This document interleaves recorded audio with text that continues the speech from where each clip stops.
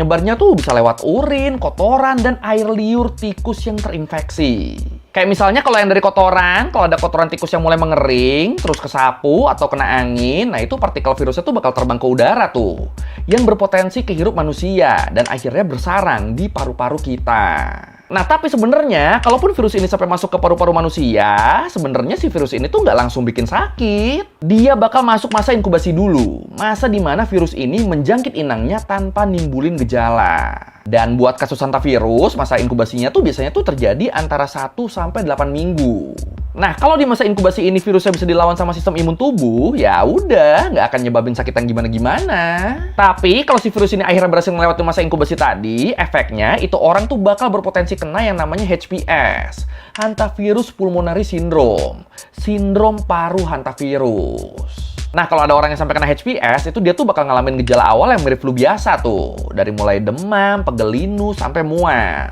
Tapi terus dalam hitungan hari, paru-paru orang yang terjangkit tuh bakal penuh sama cairan, ngebikin sesak napas parah, dan bisa menyebabkan kematian karena shock. Dan ngerinya nih, fatality rate, tingkat kematian dari virus ini tuh terbilang tinggi loh. Mencapai 40-50%. Ini gila juga ya. 50-50, jir, peluang hidup matinya, jir. Ini kan jauh banget ya kalau kita bandingin sama fatality rate-nya COVID sekarang yang udah ada di level 0,1%. Hantavirus 50-50, 50%-an. Gila. It's really serious, but it's also relatively rare, and it's linked to exposure to rats and mice.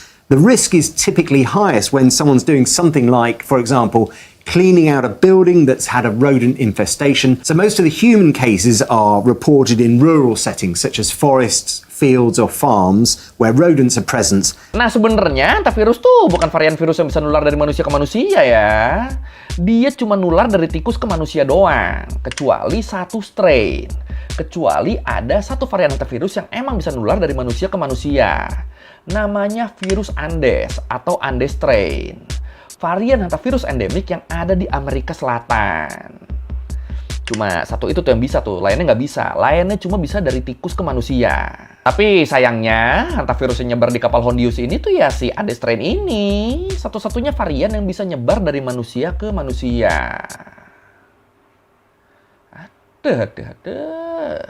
Makanya setelah ketahuan kalau virusnya nyebar di kapal Hondius tuh dari strain Andes, itu WHO sama negara-negara Eropa mereka langsung panik tuh.